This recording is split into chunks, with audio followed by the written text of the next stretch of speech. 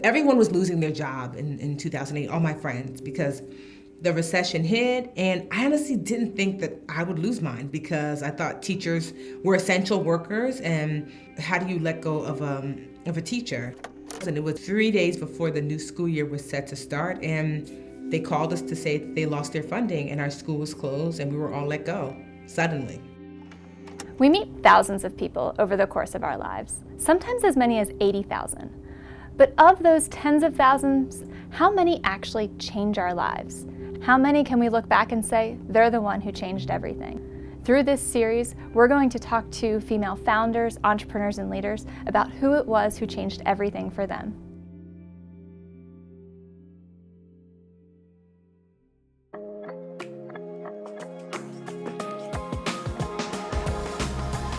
Tiffany Aliche is better known as the Budgetnista.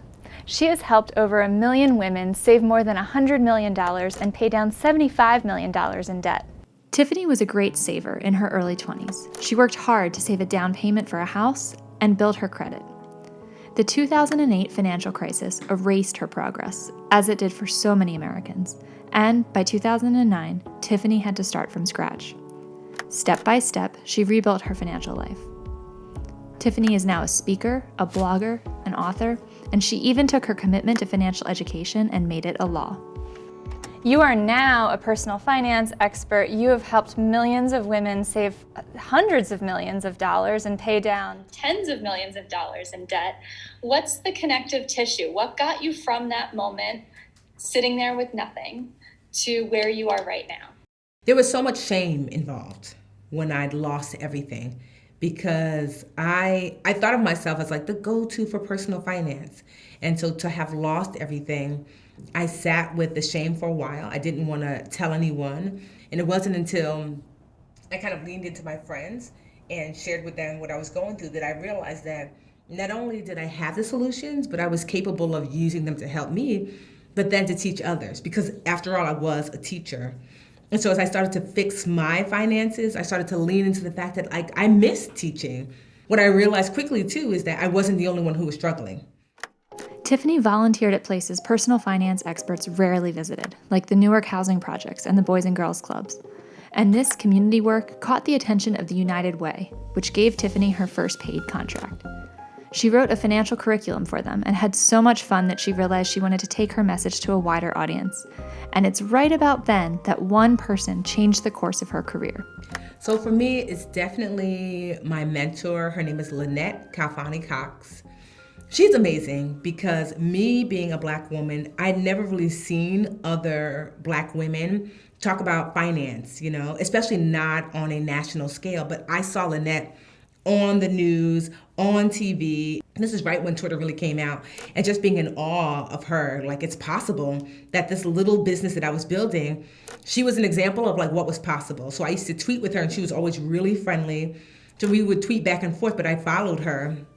And then I went to this event and I didn't know she was gonna be there. Soledad O'Brien was speaking and I was super excited because I'm like, oh, I'm gonna meet Soledad O'Brien. I didn't know Lynette was in the audience, so she came up to me after the event was over.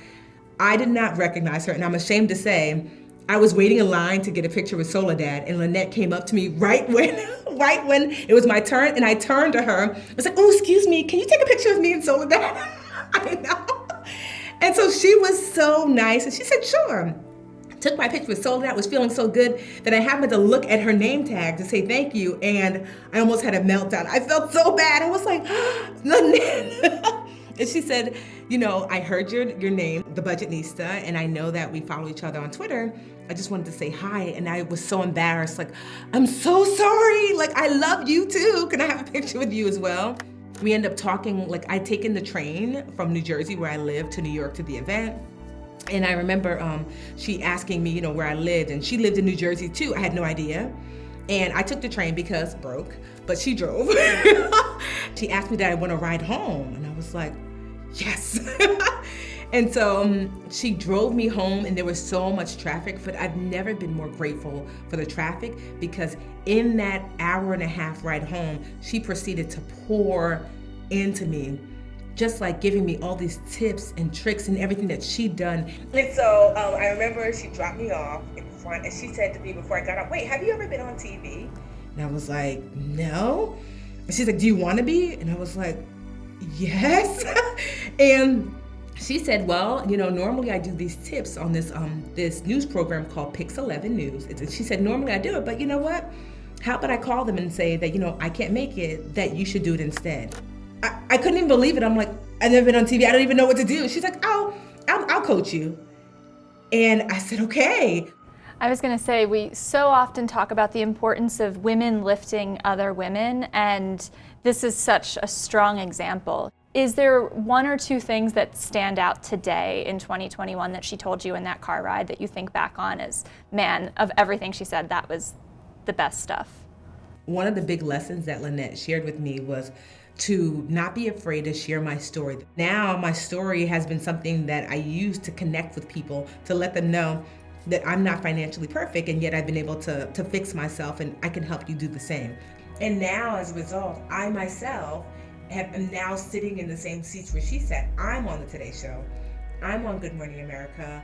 I'm on The Real. And so it just feels amazing, because where I saw Lynette, she positioned me to be where she once was, and I get to sit in those seats now. And I don't know that I'd be occupying those seats without her.